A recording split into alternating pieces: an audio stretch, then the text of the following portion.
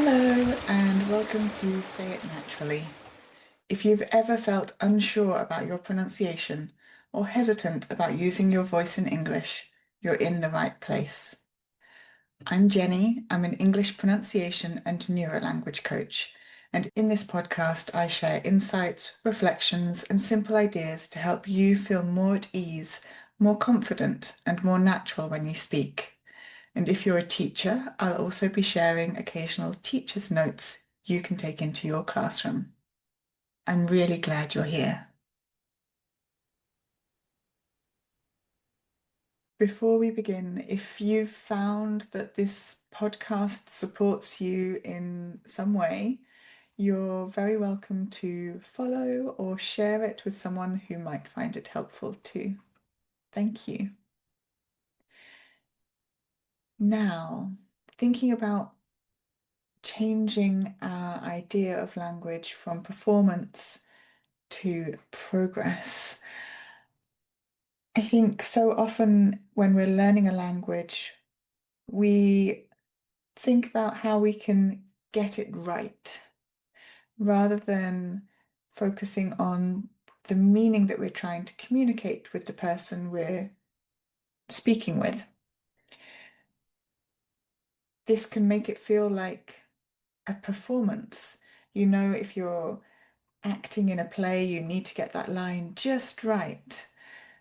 But actually, in everyday conversation, we want to share our thoughts, our ideas, our opinions.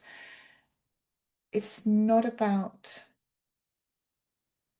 getting it exactly the way we want to say it. It's about being human and connecting with the people around us.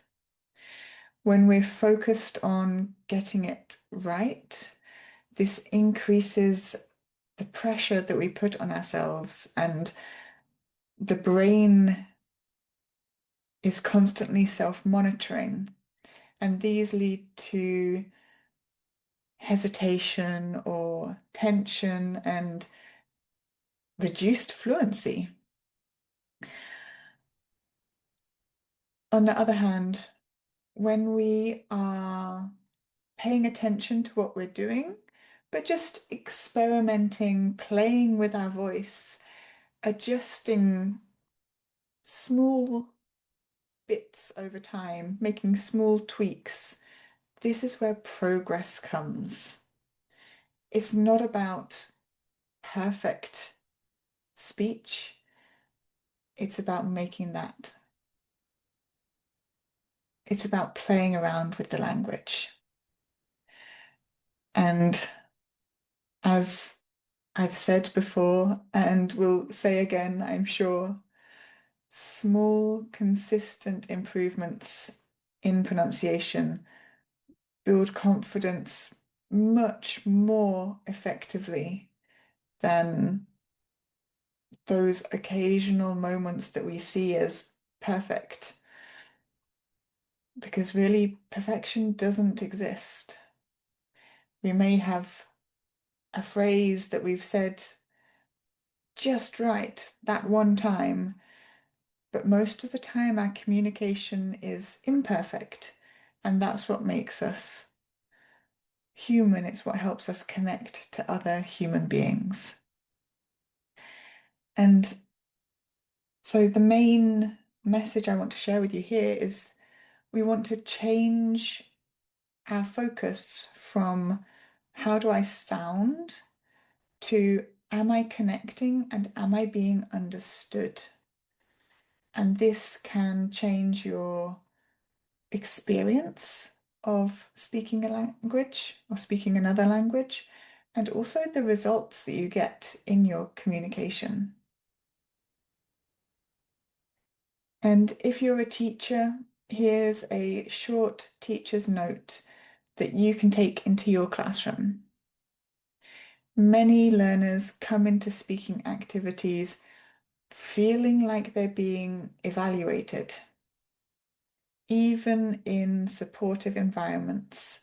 That sense of performance can create pressure and hesitation. One really simple way to change this is to change what you focus on. Instead of responding only to accuracy, you could also respond to effort, clarity, or improvement that your learners have made. You can highlight what's becoming easier, not just what needs correcting. You can also frame speaking tasks as opportunities to explore language rather than to produce perfect sentences. When learners feel that progress is valued more, when learners feel that progress is valued more than performance, they often become more willing to take risks, to speak, and to stay engaged. And this is where real development begins. So the key thing to remember is this. When you shift your focus from performance to progress, speaking becomes lighter and learning becomes more sustainable. And once that pressure begins to ease, something else becomes much easier to notice. How spoken English really works. In the next episode, we'll explore some of the patterns of connected speech and how understanding these can help you both hear and speak English more naturally. If this episode resonated with you, you might like to follow the podcast or share it with someone who could benefit from hearing it as well. Thank you for listening today. I hope something in this episode gave you a little more ease or a new way of thinking about your voice. And if you'd like more support with your own pronunciation or confidence, you can find me at excellenceinenglisheducation.com. I work with learners and teachers who want to feel more comfortable and natural in their spoken English. There'll be a new episode of Say It Naturally next week, and I'd love for you to join me again.